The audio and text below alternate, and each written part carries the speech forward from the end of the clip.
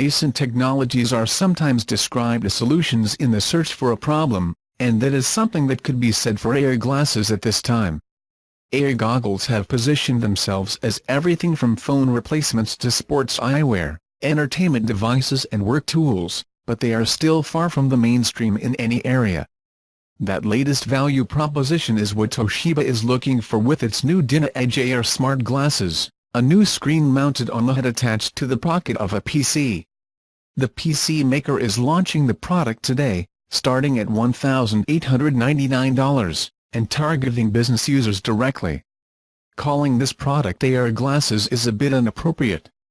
It's not so much an augmented reality as a hand-to-hand visualization. Toshiba says it sees it more as an assisted reality than as an increase. And the part of glasses is really a single arm that can be attached to different form factors, be it glasses, safety glasses or a helmet. All the processing power occurs in a Toshiba DynaEdge mini PC that is attached to the screen arm via USB-C. Something similar to Microsoft HoloLens, on the other hand, is a full Windows 10 PC that sits in your head.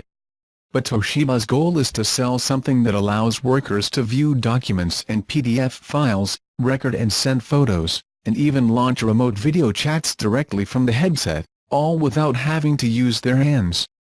The DynaEdge mobile mini PC was launched last August, so that part is not new.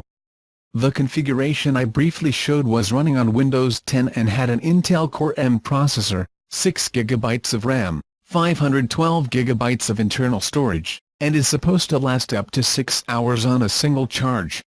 The mini PC also has a group of 5 physical buttons, but once again, the idea is not to have to manually control the PC.